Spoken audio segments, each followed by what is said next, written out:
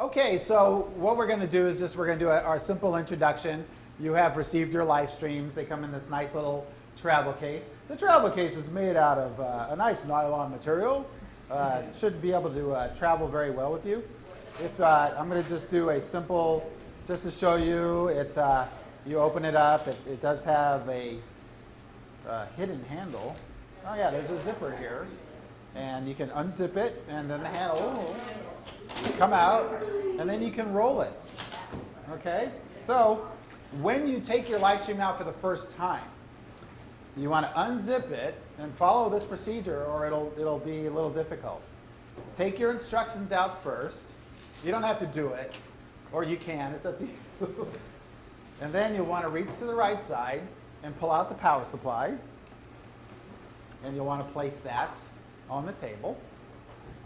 And then there's a little black power cord that you'll want to take out and put that with your power supply. Once you remove all that, now your live stream will gracefully come out of the case.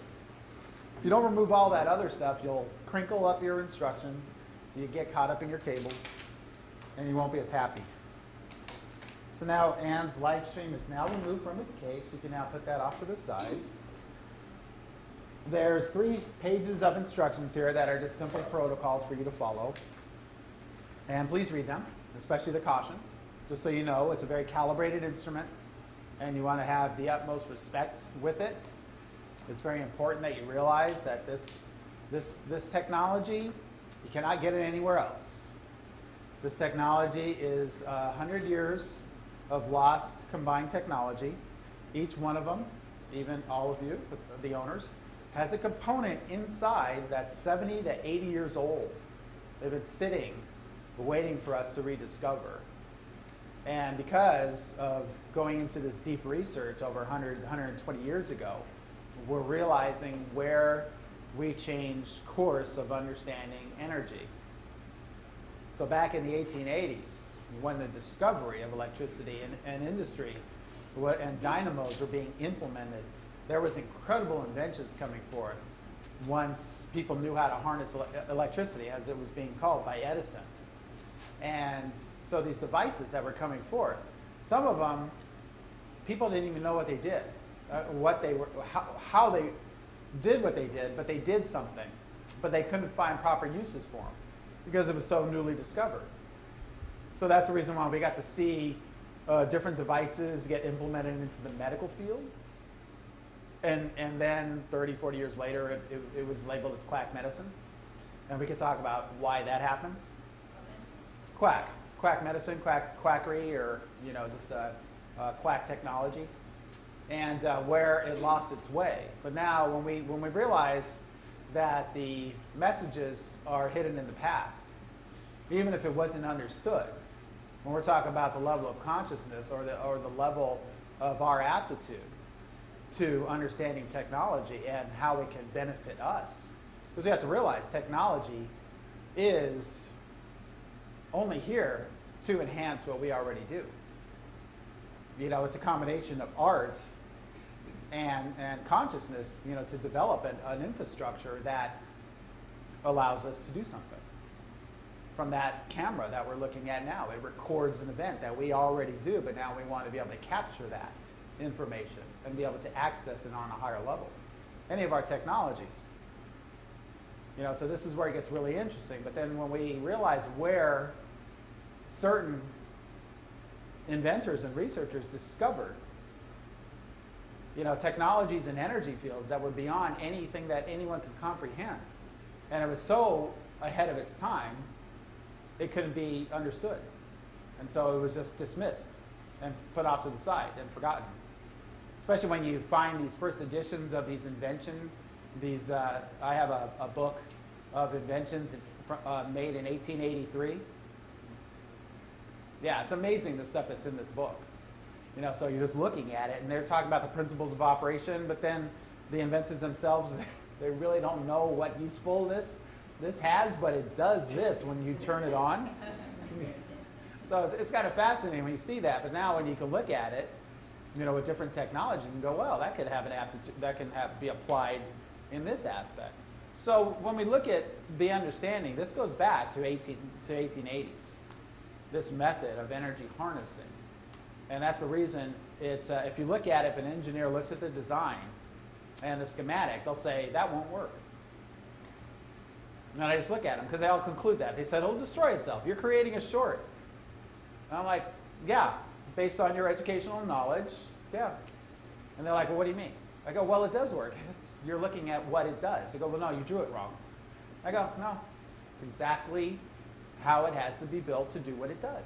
It has to go against what we have been educated to believe. So we have to re-educate ourselves. And if we don't believe that that's happening now, I'll welcome anyone to, if you can prove it to me, I will pay for our trip to Egypt if you can show me exactly how the Great Pyramid was constructed. And then build one to prove it. In the exact same methods. Anyone? Okay, well that's my point. Is that they'll tell you anything, but no one can actually prove it. It's like, well, where's the proof in this? You know, if you're saying that that's the way it's done, why don't we duplicate it? And everyone, that's when they stop. Because it's all theory. And I'm like, okay, so something has been forgotten. Something profound was realized on this planet, utilized, and then in time forgotten. But the messages are still here. So many people were ignoring it for hundreds of years, and now all of a sudden we started to look at it again and go, wait a minute, these pyramids in the middle of nowhere. And then curiosity of man started to dig and realized there was more and more going on. And the more they dug, the more they realized, wait a minute, this older, the old king, what they label as old kingdom that's thousands of years old, was so superior in its craftsmanship and methods. And they cannot figure out to this day what they were doing. So you know what happens when you go to Egypt? All that old kingdom stuff is completely fenced, and you're not allowed to go to it because it cannot be explained. All the other stuff that has hieroglyphs that have Horus and Isis and Osiris and Ptah, easy to explain because there's a story on the walls. But those are the later dynasties that started to brag about it. But the old kingdom, no. But the structures, the technologies are still there. We just don't know how to turn them on. So think of your live stream as something like that, a message from the past, and honor it because it's a rarity. You know, these devices, you know, you search around the world, try to find something that's 80 years old. It's not easy. I'm doing it daily. And I always just have enough. You know, this is not a mass production item. You will not find any technologies on the shelf. When you order it, it's made for you. And that device will come forth. Whether it's in my warehouse or in there or in France. If I see it online and with one of my contacts, they say, I've got these, are you interested? I say, yes, ship it. What part of it is 80 years old and just in general? That thing right there inside.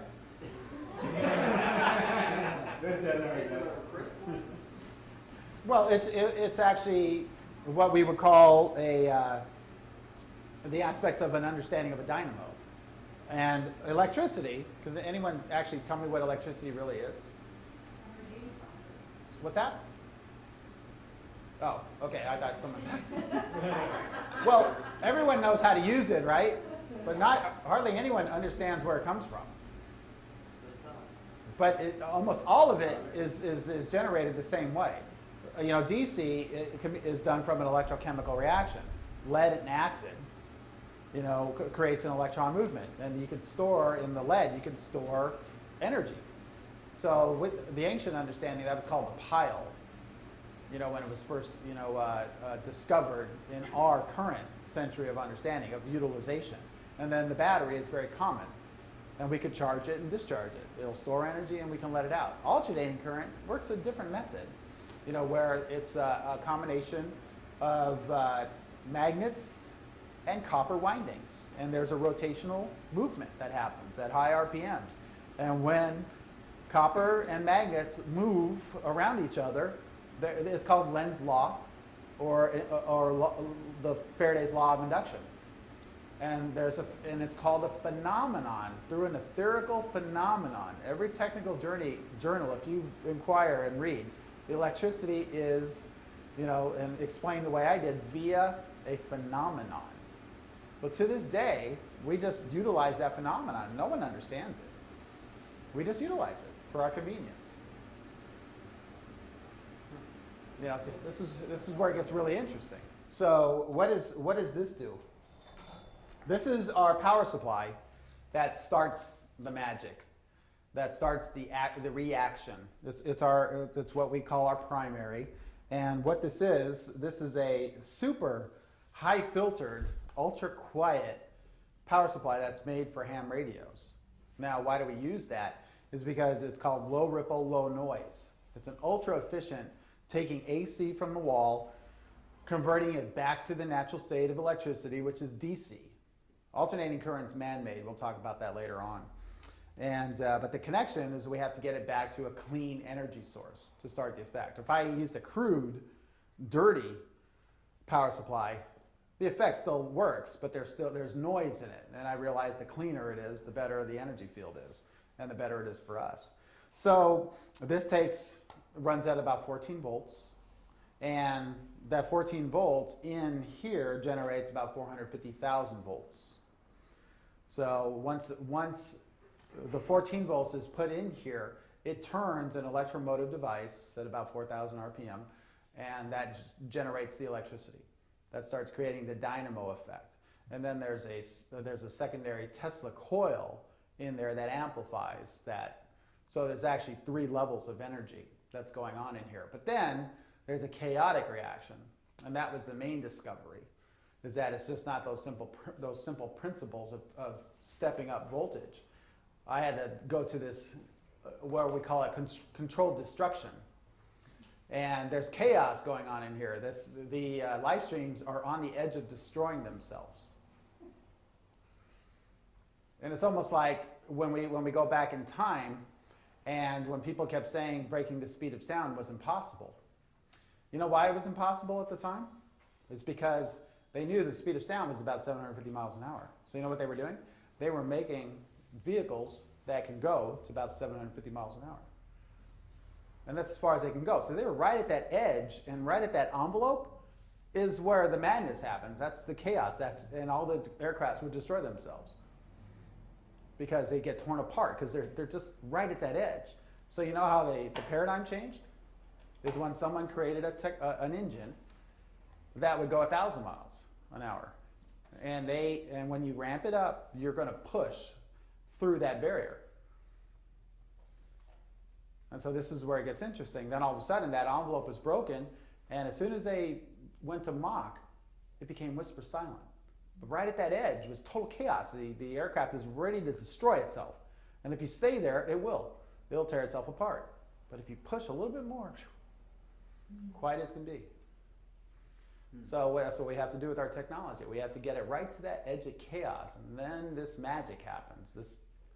Through that chaos, or what I call a tri-field phenomenon, this magic of radiant energy, or this etherical energy, comes forth. And it's in unification. It's all frequencies. So we don't call it a frequency generator. We call it an energy generator because it's unmeasurable in the normal ways. Because we don't have measurement, we don't have tools that can measure it the same way. There's an oscillation in it. But if you can go ahead and measure a lightning bolt, then you can kind of tell what's going on in here. But no one really has the ability to tell us what frequencies that ride on a bolt of lightning, which is a natural state of energy on the planet, which 2,000 of them are happening right as we speak on this planet. 2,000 lightning storms, always, on the average. Can ask the astronauts in the space station. I'm just wondering about the chaos. So the noise it makes, I'm not saying it makes, but the noise that changes all the time, is that the chaos? No, the chaos is when it's on. Yeah. It's in the chaotic reaction. Well, it changes. When does it change? Well, if you're touching it. It changes when you interact with it. When your human cell structure gets near it, it starts to react, doesn't it? Right. Yeah, isn't that interesting? But that's not the chaos you're talking about. You're talking internal. That's just another level of energetic interaction. But see, that's always interesting is when people say, wow, when I get near it, it starts to respond differently. Yeah, think about that. There's no wires, you're not connected to it, you're not turning up a knob. It's reacting to you when you get near it. You influence the energy field. And it changes all the time. All the time, yeah. Almost sings sometimes. It's almost like a theremin. These do have theremin type components in it that works with that ambient field. Oh. But we can't play music. We can play mess with the crystals. Okay. Next thing you're going to do is you're going to unravel your black cord and you're going to plug it very deeply into the back of this unit. If you put it halfway in, it looks like it's in, but it's not. You're going to be calling me and go, my Lifestream doesn't work. And I go, take that cord, unplug it, and then push it in really hard. And then plug it in, turn it on. Oh, it's working. Thank you. Okay, so we want to avoid that. So make sure you plug that in really tight. You're going to plug that into the wall. And then you're going to unravel this little guy. I'll be done with this shortly because I know you guys are pros at this already. And you're going to unravel it. Now what you're going to do, the most important thing is to spread this out, and you're going to put this to the ground. And you want to extend this out and then plug it into your Lifestream. Why is that? Because if you take this and you have it right here and then you turn it on, that's not a good thing for your power supply because the energy field, this is a metal case. If you touch this when it's on, it's going to let you know there's energy, it's live. So to keep the power supply happy, you extend it. You always keep it at a distance. Never have it at the same height or close proximity. You have this blue connector, and on the blue connector, there's an instructions. You have it. There's very illustrated photos that shows the arrow. And everyone becomes an expert with these connectors in about 2 or 3 attempts. So it's important to follow the registration of the arrow, make sure it's up, push it in all the way, and then turn it to the right until you hear that click. Because if you put it in, if you just do this, and you turn it on, you're going to call me and say, my Lifestream doesn't work. And I'm going to say, okay, the blue connector, take it out. Okay, yeah, it's out. Now put it in. Okay, it's in. Now turn it to the right till it clicks. Oh, I didn't hear it click before. Oh, it's working. Thanks. Okay, I get these calls around the world. So I've done it enough. So again, to release this, you pull this connector back and then go counterclockwise and then pull it out. Okay, it's really simple. The instructions are very clear. But you got to hear that. If you don't hear that click, it's not going to work. That click is super important. That's not going to turn on. That's going to turn on. Okay? Once you do that, you set your timer to your desired duration. 15 minutes is a good place to start. And now your Lifestream's on. Okay? But this Lifestream isn't on because we're not plugged into the wall, but I will plug it into the wall. And it's also the next step before you do that is make sure your switch is on and the red light comes on. Once you do that, yeah, that wasn't me. Now you can hear it, right? Yep. Okay. That means there's energy coming out of it, huh? Yes, it does. Yeah. If you want to demonstrate that, I'll get you some of these if you guys want. See, so you see those 2 fluorescent tubes behind you? There's a short white one and a long white one.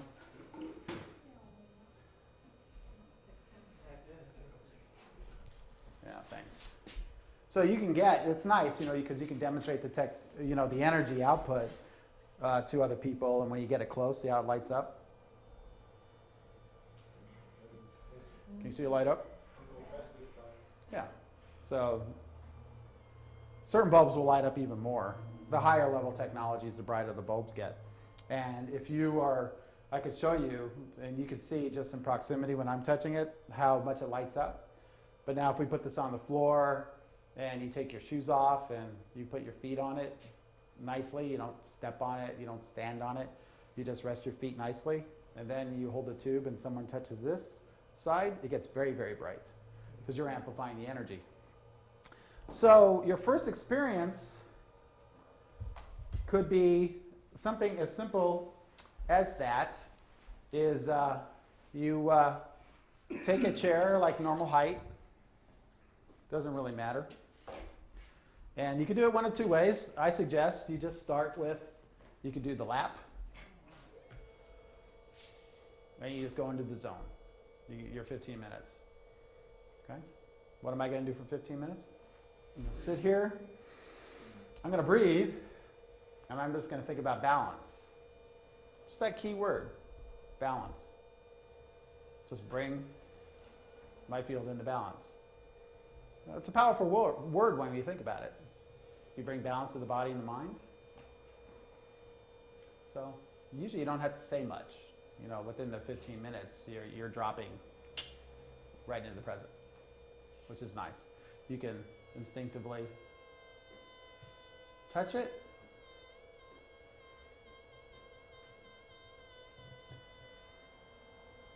Okay. That's your week, your first week of what to do with it. Now, you don't have to put it in your lap. You can sit it on a table. Does it matter what kind of surface is the table? Non-metallic table is highly advised. Yeah.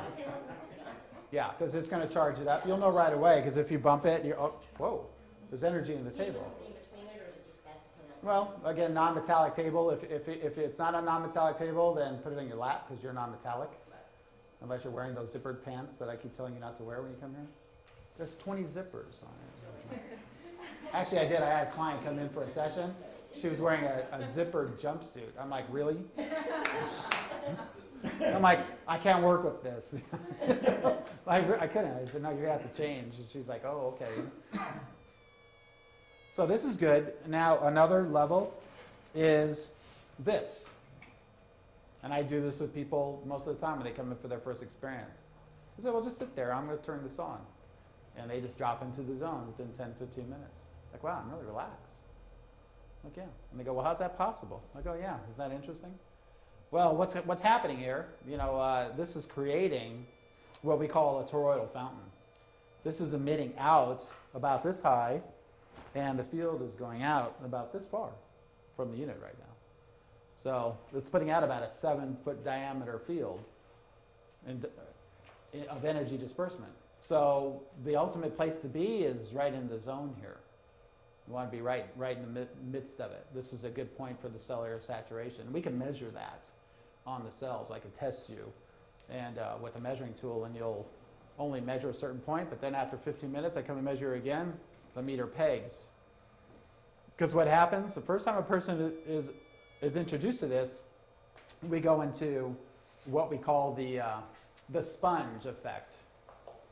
And it's our cells all of a sudden, within minutes, realizes what's going on, and it just opens up and receives this energy. So you just soak it in like a sponge. And then after our cellular system is full, then we start to broadcast the energy. And so our cellular system will increase. And I could do this with anybody. You know, if I put this here, I'll measure your back. When I turn it on, we'll get a low reading. 15 minutes later, I'll come back and it'll peg the meter with no change, just because you're just sitting in that energy field. So if you need, you know, physical evidence that something's going on, you know, we have different tools. Do you just get those at a hardware store? Well, the fluorescent lights, yeah, it's just right off the shelf. Fluorescent light, I tape off the ends so you don't get little, you know, you don't get tagged. You know, you just tape them off because the metal on them. If someone else interconnects with that. Now, see this little piece of copper? It's just a piece of copper, right?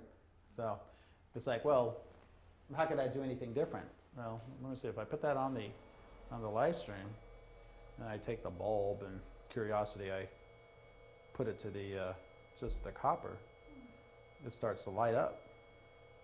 So that copper is instantly charging and amplifying the energy field. See the arc coming from it? No, but see how bright it's getting? Now it can't do that as bright, but you put just that little piece of copper conductor on there, it starts to increase the energy. So now you can only imagine what we're doing. Yeah. Does that get warm when you do it? No. Go ahead and touch the other end. See what happens. See how bright it is? Let go of it. Now just get close to it. See how it's starting to glow already? Now touch it. Now just let go slightly.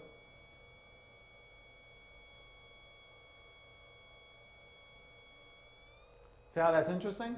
So now, yeah, we start playing with it even more.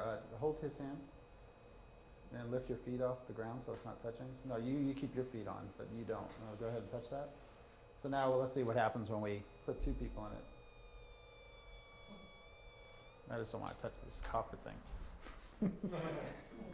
I'll look silly in front of you guys. Now go ahead and let go of her. Now touch her again. So that gets a little brighter? Yeah. So how's that happening? Well, apparently we're amplifying it one way or another. So does that increase? If I did it with you, first timers, you wouldn't affect the light as much. Don't feel bad. It's just part of the cellular science. But what's going to happen in 8 weeks? You're going to light the bright.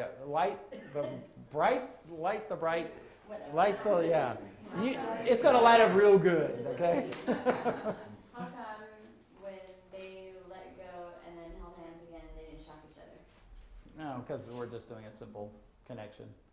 If I, held Scott's hand and then touched that and took the bulb out of the equation, then had Autumn touch his hand, she wouldn't want to do it because she knows what's going to happen. So, this is part of the gracefulness, is that if I'm unaware, Scott's used to this, so I'll put my hand on it and I go, just go ahead and take your index finger and touch the back of my knuckle. You guys hear that? Did you see it? No, do it slowly, right at the knuckle. Wow. See that? See the orange energy? Did you get a close up on that? Hold on. We'll do it again.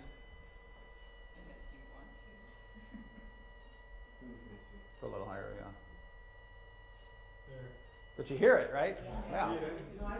Okay, now if I take Scott and hold his hand, nothing. Now go ahead and put your knuckle up, and let's see if Autumn will touch her finger to his knuckle. Oh, come on. Touch my fingers. Yeah. Just relax.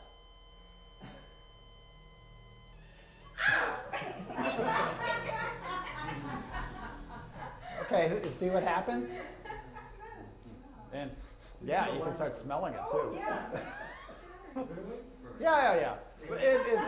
It's a subtle burn, but it's the coronal discharge. But what's really interesting is that you will never see that orange arc like that if that's the human energy exchange that's happening. Because this is violet. If we turn the lights down, or if I put that copper on there and you look at it, it's violet. But human interaction, it's orange. It's really interesting to see that. So if we put a copper wire on top of it, it amplifies energy. Yeah, see, I shouldn't have done that. Because you guys have been going, go! The nice thing about it, again, like understanding, we're going to learn this as we go, is that, of course, if unconsciously, if Scott was touching this, or if I was unconscious and I reached over and I just wanted to touch him, it would zap him and he'd go like, what the heck? That's not very pleasant. And I'm like, oh, wait a minute. And then all of a sudden instinctively, I go, well, let me touch you first. And then I go to the technology. Oh, wow, there's no arc. There's no unpleasantry now. It's actually in alignment. So that's part of the techniquing, is to realize this is like a gas pedal, and so if you want to be in respect with the human energy, we have to realize that he's full of energy. I'm full of energy without a doubt once I'm connected to this. So we need to find the natural way of connecting. So I will establish the link to him, and then I will go to the source energy, to the amplification tool. And now I can guide that energy. I'll get my hand this close and Scott will start feeling that. He goes, yeah, I'm feeling that already. You're not even touching it. So that'll prove, before I take the measurements and show you, you get here, there's an ambient energy, there's an etherical energy that all of a sudden we can commingle with and we can transfer it. I don't know too many technologies out there that allow you to do this. So I research all the time. And there's other technologies that say they do certain things to the body, but you can't get technologies near them, and it's disruptive, to technologies. It'll destroy your computers if it's in a 10-foot zone, but it's supposed to be good for you. And I'm like, I don't know, if you can't interact with it, you touch it and it hurts, then then we have to kind of understand that. But all of a sudden, this energy field, we want to be a part of it. We're just like gravitated to it. So it gets fun. But then the protocols, again, knowing how to establish the connection is the key, and that's how we learn to connect with subject, connect with technology, release from technology, release from subject. Move to the next position, to subject, connect to the technology, release, and then release. And then it becomes second nature. Like it almost becomes like a musical instrument. You just do it, you don't even have to think about it. You will be thinking about it for about 3 or 4 weeks when we start embedding ourselves in the hands-on, because each week the dynamic's going to change. You'll be, groups standing over there, 3 of you will be over there, 3 of you will be over here. We're all going to be turning on different technologies, and you're going to be learning how to transfer. I'll walk up and show you, and show you, and show you. It gets fun. So when we have it in our laps for this week, our feet don't necessarily have to be touching anything in particular, stone. No. That's the good thing about it, is that you can establish it. The first thing we want to do is make it very simple. We just want to get you in the energy field. Nothing else. And it doesn't matter. Of course, let's avoid the bathtub. Yeah. Like, what you just said, do you put it on your lap and then turn it on, or you turn it on and then turn it on? It's better to put it in your lap and turn it on, and then turn it off and then put it away. Because if you interact with it when it's on, you're challenged. You can bump into things and all that, because then if you do bump into something, you're going to have an involuntary muscle reaction, which is going to cause this thing to head to the floor. So again, remember, when it's on, everything is amplified. When it's off, it's just like everything else. So you got to respect it. That's the reason why that caution. First paragraph on the page, it's a radiant energy device. It's a precision tool, and it's constructed. It's almost one of a kind, every one of them. We're not going to match the technologies because they all act a little different. These technologies have been sitting in warehouses all around the world, 70, 80 years old, and they all have to be, hand tooled to do what they do. So each one is unique. They'll sound a little different. Some will be a little, energy will feel different. Trust me, they all do the same thing. I have a little device that I bring to Egypt, and it's 5 times stronger than this. And it's this big. And it's battery operated, self-contained. I could walk into any temple with it, take it out of a backpack and put it down. And it's as strong as a Unity 500. Only for 15 minutes. And then the battery's dead, but that's all I need. I go back to my hotel room or on the bus and charge it up again. Take it to the next temple. That's all I need. All of them can be constructed for different things. The nice thing about it is that you can take this anywhere. If you want to, you can run this on a battery pack. So you can take it anywhere. That's a carry-on approved case. And in time, I will show you the protocols that you say if you choose to travel with them, and how to get on planes, and how to have a wonderful experience with the TSA. Because when we first brought these up, in 2005, the security was like really, really high. So it was like, so the protocols was like, I just said, let's not take it on a plane at all, because like one person was detained because they were paranoid and they wanted to know what it was, and she didn't bring the instructions, and they wanted to open it up, and it's hermetically sealed, and she couldn't explain it. And she said they wouldn't let me take it. They sent it, and I was able to get it, but they wouldn't let me ride on the plane with it. I go, okay. And so I learned from that, and I said, okay, it's and we just talked about the protocols in time, how to make it graceful. And I'm like, well, wait a second. If they want to scan it, they want to test it, let them. It's not an explosive device. It's not here to do harm to anything. And so I had to break that paranoia, myself, and then share that and how you just walk up, because you're going to take it. I have a person that travels all over the world. She's in Australia all the time, but then she goes to Europe, she goes to France, she comes here. Lifestream never leaves her side. She carries it on the plane each time. So yeah, nothing to be worried about. Did you say that it needs to be plugged into, it needs to be grounded? Well, grounding is beneficial for the power supply, because the power supplies are meant to be grounded. So an ungrounded one, there's a phenomenon that happens. If you turn it on and turn on this unit, and if you touch the power supply, you'll hear a buzz. Because there's a phenomenon that happens with high voltage. It's called back voltage. And that high voltage will go back down the line and go to the power supply. So that's the reason why you don't want to interact with it, especially if it's not grounded. Because then that back voltage will be even more. It has no place to go. Is that bad for it? I mean, like, Well, will you hear it, or is it only No. if you touch it that you'll know it's not grounded? no, you won't notice until the power supply decides to die. If it does, if you don't have a grounded outlet, then you have a very outdated home or dwelling, and that the electrical should be upgraded. But we send these things to Japan and Asia, and there's no grounds out there. So there's no problem with it at all. It's just that, but our systems, if you use a ground loop on there, again, it's just you just don't want to interact with the power supply when it's on, because it'll sting you if it's not grounded. You'll go, ow.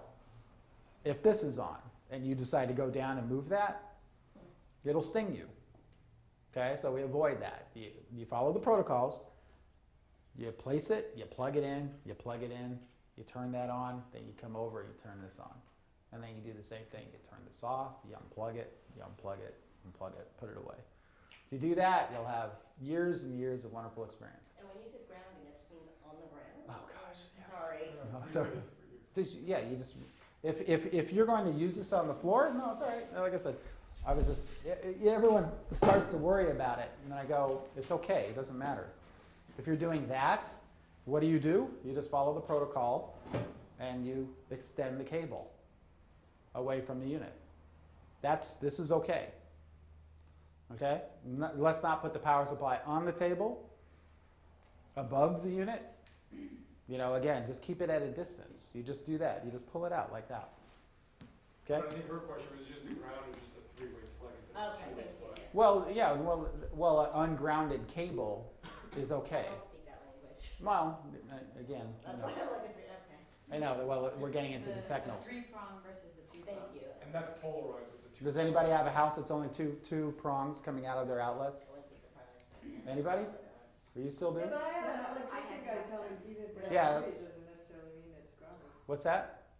That's true. And if you start having problems, then you get a ground fault tester, and you have to. Sometimes I think Scott had that issue where one of the power supplies blew out, and I don't think it was what he did. It was just quirky. The designers of these power supplies started to change them, and they started irritating me because I designed the units around what works, and then engineers, they like to change things. So I call and I gripe. I go, why are you guys doing this? But they're under full warranty. We send them back. They repair them. It rarely happens. I was gonna say, that dual voltage. Yeah. Does it have a, Yeah, these are smart. Well, actually, these aren't smart power supplies, but there's a switch in the back that you can switch it over if you're going to Europe. It goes to like 230. 120 to 240. There's a switch in the back. It's real so obvious. all you need is an adapter, not a transformer? Yeah, you don't use transformers. You use an actual wire adapter or one of those adapters. Okay. You plan on traveling soon? I travel a lot. All right. But you're not traveling in the next 8 weeks, right? In November. All right. Well, okay, but we'll talk about all the other things of travel later, because I don't want to oversaturate you guys with technical issues right now, because grounding, yeah. And we don't even plug it into. If you have issues, with your live stream, bring it back next week. If there's anything going on out of the ordinary, and just bring it back, and we'll check them. They're all brand new. They've all been broken in to a point, but they should all work perfectly. So we don't, otherwise, other than that, we don't bring it up as a tree? No, I would not, unless you have an issue, I'd rather not see these until the end of the course, if you choose to bring them back. Now, as we're talking about that subject, I need all of you, if you can go ahead and pass these out, just to the people who are receiving live streams today. Take 2 copies, you're going to keep one for yourself.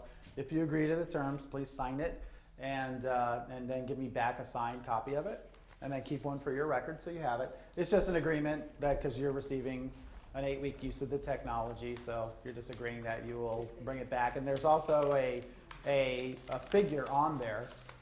If you choose to keep the technology, because you are part of the course, you will get the technology at a discount.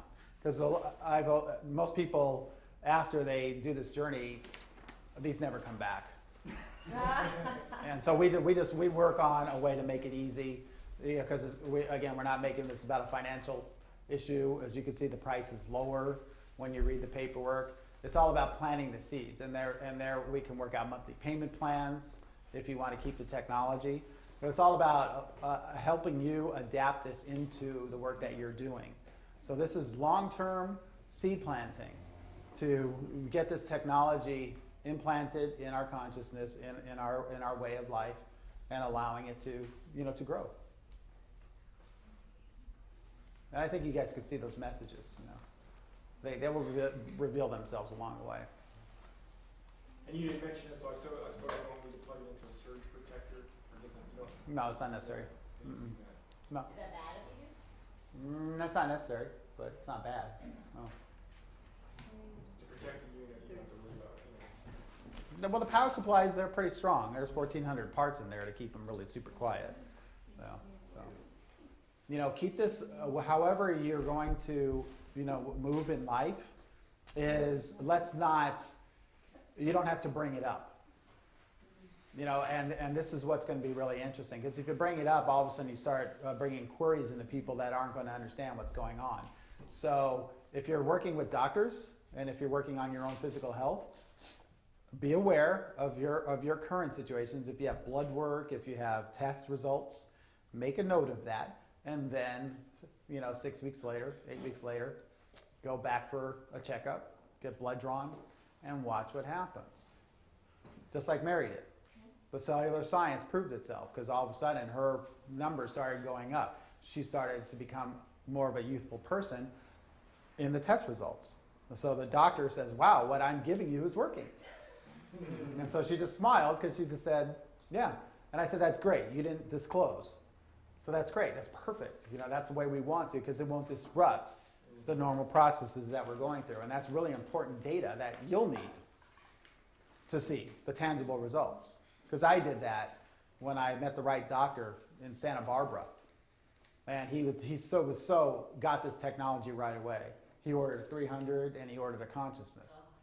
And he said, I'm going to implement this in my work. He said, and he experienced it and he got it right away. So he didn't even hesitate. So I said, okay, when I set it up with him, I said, I'm going to give you a gift. And he's like, what do you mean? I said, I'm going to let you do your tests on me. And then I'm going to come back 8 weeks from now, and I'm going to let you do them again. And he goes, okay. I said, you don't realize I've never let any other doctor do that. I said, but I'm going to let you take my blood, because he does blood analysis. So I'm going to let you scan me and do whatever you want. And when I came back, he saw the differences, in the blood work, because I was being lazy, and then I focused on being in the energy. And he looked at my blood the second time, and he goes, you don't get sick, do you? And I go, no. And he goes, you have 10% of the bacteria that normal people have in their blood? He says, your immune system is just kicking in high gear. He says, I said, I see 80 to 90% more bacteria in normal blood analysis. He says, you have 10% of the factor. And then he says, and when he did his scans, he goes, I've never seen a vascular system as clear as yours before. And he says, so what you're doing is truly working. And then I said, I wanted you to see that. I wanted you to have the evidence in your own research. So I put myself up to you first. I said, and it's been years since I've had blood work. I mean, when I had the phenomenons I started noticing is when I did my life insurance policies. Because my ex-wife demanded a large life insurance policy on me because I was traveling all over the place. So after a certain point, they need blood and urine. So the first time I did it, I had certain levels. My LDLs, my HDLs were kind of a little, out of the zone. And then I was doing Lifestream for 3 years, got a new policy.